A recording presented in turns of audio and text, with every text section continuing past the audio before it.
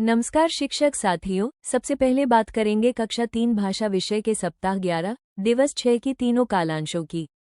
कालांश 1 मौखिक भाषा विकास पर कार्य। इस कालांश का उद्देश्य है बच्चों द्वारा अनुभव साझा करना।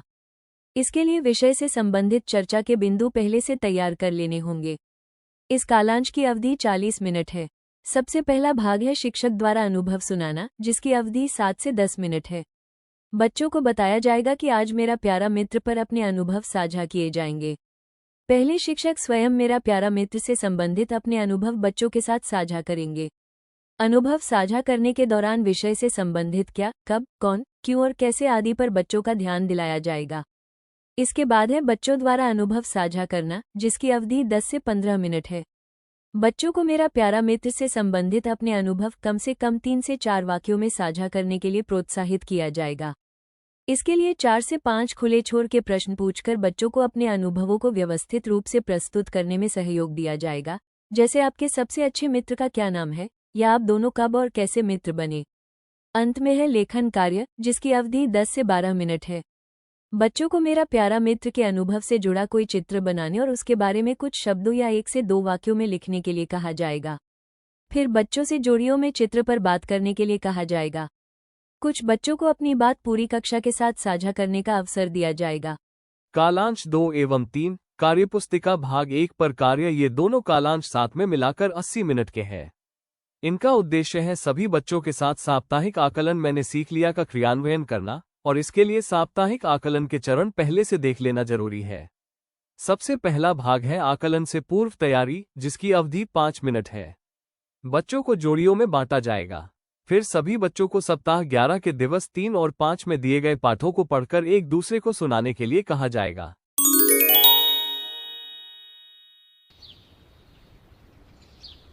प्रिय मित्र सजल, नमस्कार। आशा है कि आप और आपका परिवार सकुशल होंगे। हम सभी आपको बहुत याद करते हैं। लोहड़ी का त्योहार आने वाला है। आप इस साल हमारे घर परिवार सहित आएं। सब मिलकर लोहड़ी मनाएंगे। आपकी मित्र गजल। प्रिय बहन राशि, मैं मौसी के घर सकुशल पहुंच गया। मौसी के गांव में जादूगर आया था। उसने जादू से मुर्गे को गायब कर दिया। जादूगर ने मुझे अपने पास बुलाया। मैं तो डर ही गया। बाकी बातें मैं आपको मिलने पर बताऊंगा। आपका भाई अभय। आपका भाई अभय। इसके बाद है मैंने सीख लिया आकलन प्रक्रिया, जिसकी अवधि 55 से 60 मिनट है। शिक्षक एक एक बच्चे को बारी बारी से अपने पास बुलाएंगे और उनकी कार्यपुस्तिका अपने पास रखकर बच्चे को सामान्य बातचीत के माध्यम से सहज किया जाएगा। फिर उसे कार्यपुस्तिका से मैंने सीख लिया पत्रक में दिए गए पाठ को पढ़ने और उसके बाद पाठ से संबंधित प्रश्नों का उत्तर देने को कहा जाएगा। प्रत्येक सही उत्तर के लिए 1 अंक निर्धारित है। कुल प्राप्त अंक बच्चे की कार्यपुस्तिका के कोष्ठक में दर्ज किए जाएंगे और फिर अगले बच्चे को बुलाकर यही प्रक्रिया दोहराई जाएगी। इसके साथ ही सुनकर लिखें की गतिविधि भी सभी बच्चों के साथ सामूहिक रूप से करवाई जाएगी। इसमें 4 से 6 शब्दों से बनने वाले 2 वाक्य, जैसे मधुरिमा की मिठाई मीठी है, सुबह सुबह चाय मत पियो, बोले जाएंगे और बच्चों को उन्हें लिखने के लिए कहा जाएगा। अंतिम भाग है आकलन प्रक्रिया के पश्चात, जिसकी अवधि 10 से 12 मिनट है। सभी बच्चों के साथ आकलन प्रक्रिया पूर्ण होने के पश्चात सभी बच्चों से उनकी कार्यपुस्तिका एकत्र कर ली जाएगी। इसके बाद संदर्शिका में दिए गए साप्ताहिक आकलन ट्रैकर में बच्चों की प्रगति दर्ज की जाएगी और परिणाम के आधार पर उनका समूह निर्धारण किया जाएगा। समूह ए के बच्चों को केंद्र में रखते हुए अगले सप्ताह की शिक्षण योजना का क्रियान्वयन किया जाएगा। एक जरूरी सुझाव के साथ बात समाप्त करते हैं। समूह में कार्य करने से बच्चे न केवल भाषा सीखते हैं, बल्कि सहयोग और नेतृत्व जैसे सामाजिक कौशल भी सीखते हैं। तो शिक्षक साथियों, ये था सप्ताह 11 दिवस 6 की भाषा विषय की तीनों कालांशों का विस्तृत विवरण।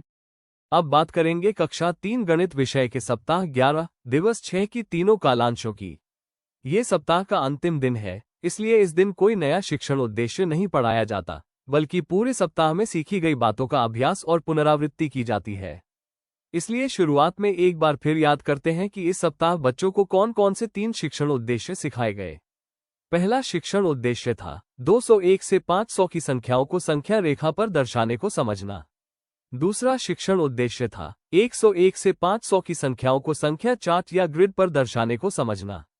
तीसरा शिक्षण उद्देश्य था 101 से 500 की संख्याओं को शब्दों और अंकों में लिखना।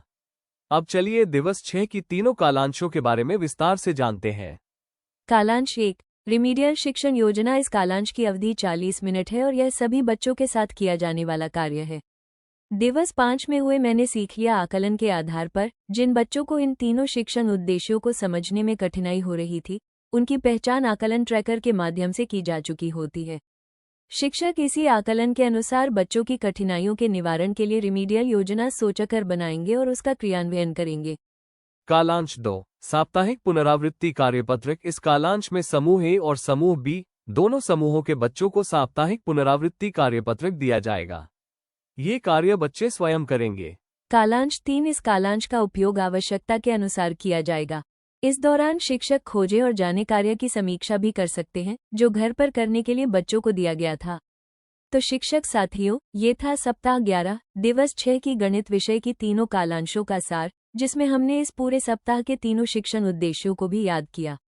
मिलते हैं अगले टीचिंग प्लान में। धन्यवाद।